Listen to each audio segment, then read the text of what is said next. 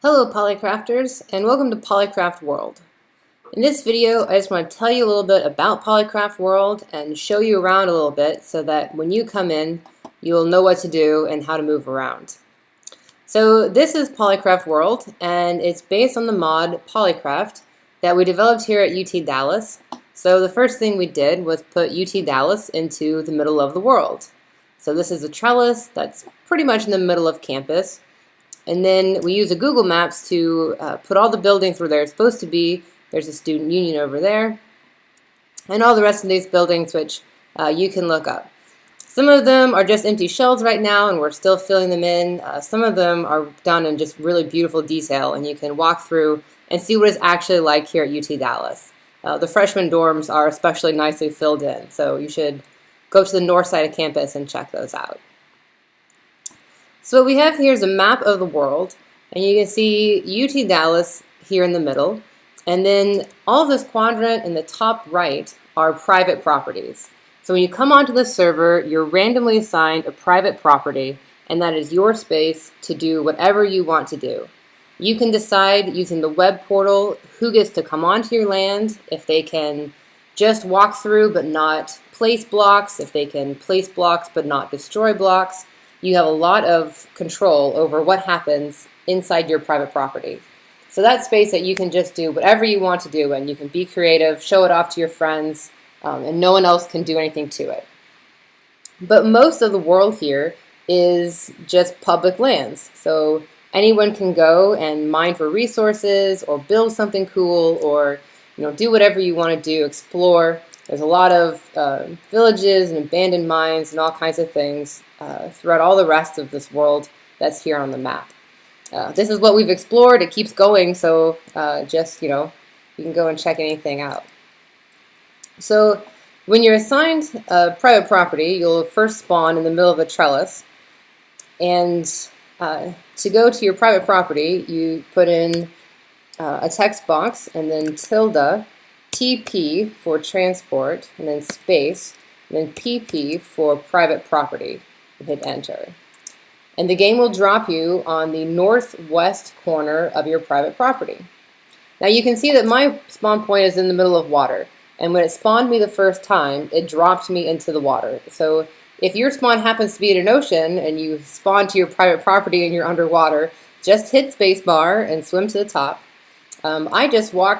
I swam actually to land, which was pretty close, and then built this bridge.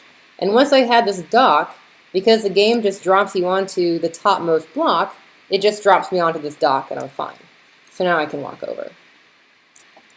You can see too from my friends here, one of my neighbors has decided that we will not be able to see any of her private property, so she's put a big wall around it. My other friend Jim, before I couldn't get into his property, he might have changed that last night. Let's see. If there's property around you that isn't yours and doesn't have the permission set so you can go onto it, oh, it looks like he changed it. I can't get onto his land now. If you can't get onto the land, then the game will push you out. So if you're trying to get into somebody else's private property, it will push you until you're on the outside of the private property. Now let me get back to my dock, and then I'll say, you can see there's a little shadow there in the top right part of my screen. Some people see that, some people don't. It depends a lot on the speed of your processor. It always goes away, and we're working to fix it for later releases. It's basically just there are so many new 3D textures that Minecraft doesn't always render them fast enough. So if you have a really powerful computer, you probably won't see it at all. If you have just like a regular computer like me, from time to time, you'll see a little shadow, but it goes away. Alright, so it's getting to be night, and it is not a peaceful server, so I'm going to go inside my house. You can set so that entities won't spawn on your land, so inside your private property you can make sure that there aren't bad guys spawning, but they will still spawn in between your land and the next person's, so they can still walk onto your land. So you should be careful to put up a house, make yourself safe. Well, since we're walking through, here's my farmland. I put up this crazy spiral staircase, and so we'll just have to go up it. Alright, so here's my house, but what I really want to do is show you my friend Walter's space. He's one of the developers, and so he put himself into creative mode, and put up a lot of the fun Polycraft items. So I'm just going to run over there real quick before the bad guys come out. Hope this doesn't kill me. Okay. And show you some of the Polycraft stuff so you can see it all at once. So, let me in. Whew. Okay, so this is Walter's personal space. So you can see how big it is. This is how big everybody's private property is, and it's actually quite a lot of space. And then against this wall, he's put in all of the Polycraft items so that I can show them to you. There's a lot that you can do. Like I said, there's 4,000 new items, and that was before we put in the freeze rays and the water cannons last week. So there's a lot of stuff to do. And everything is just like crafting based. So there's a Wikipedia page. It's polycraft.utdallas.edu, and you can go through and just put into the search what you want to make, and then it'll show you, just like on Minecraft's wiki, how to make that new thing. So this is a machining mill, and you use a machining mill to make yourself dyes. And then once you have a dye, you put it into the injection molder. So here's an injection molder, and it takes fuel in this little bottom spot, and then some kind of metal dye to like make what you want to make. So in an injection molder, you can make running shoes, you can make gaskets, which you're going to want later for other things. What else do injection mold? Oh, like flashlight handles. So we made flashlights, but you have to make a handle for it, and you do that in the injection molder. So this is really cool. And then the other thing you use metal dyes for is the extruder.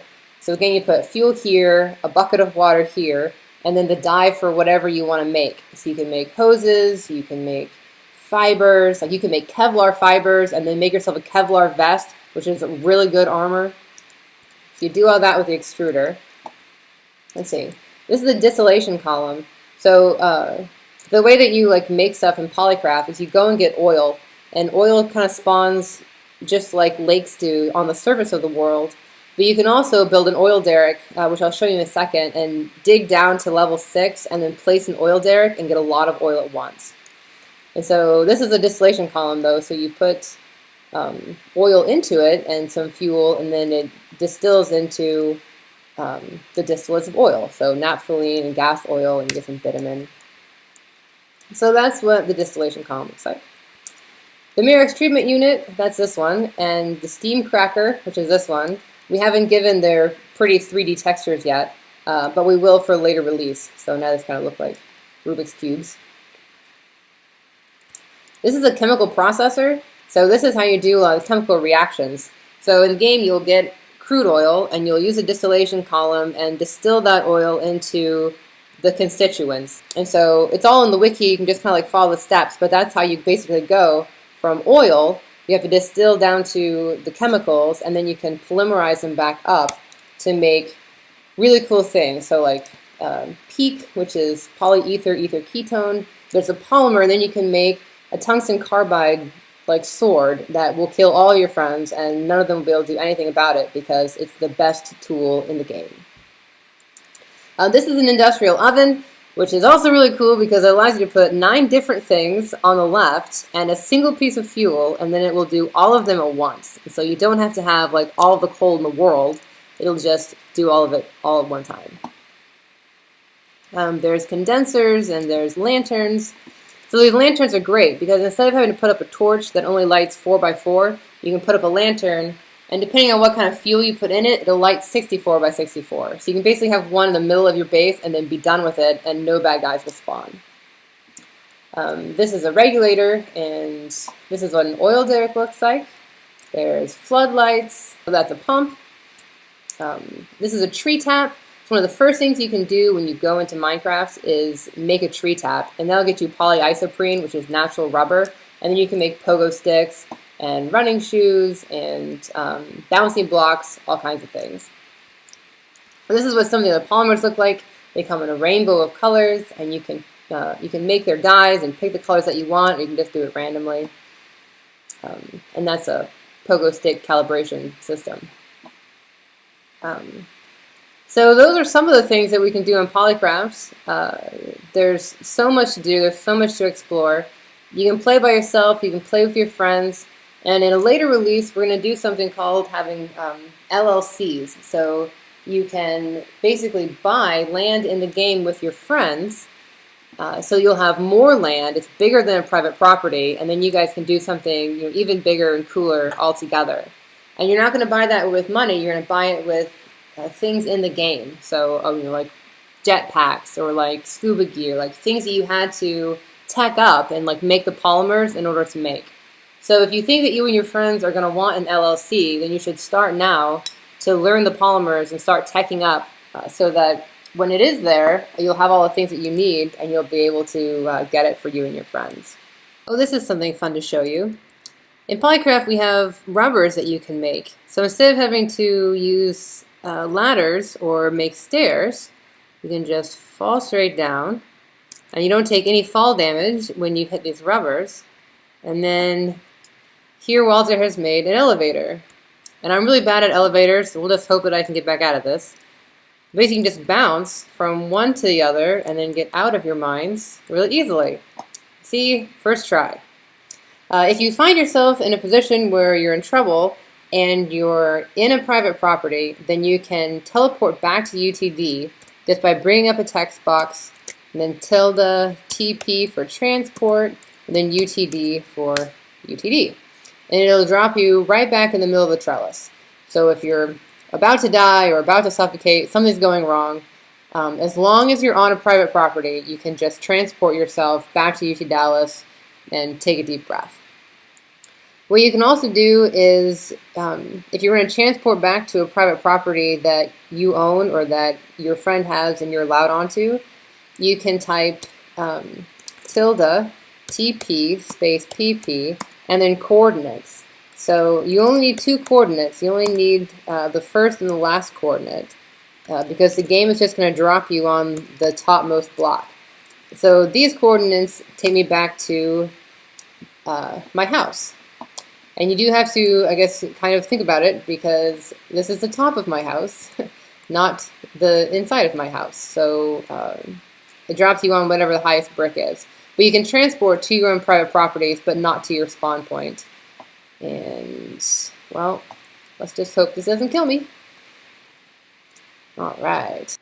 So if you have any other problems, remember the Wikipedia page is polycraft.utdallas.edu. And the portal page is polycraftworld.com. And if you have any problems, feel free to email support and we'll help you out the best we can. So I look forward to seeing you on the servers.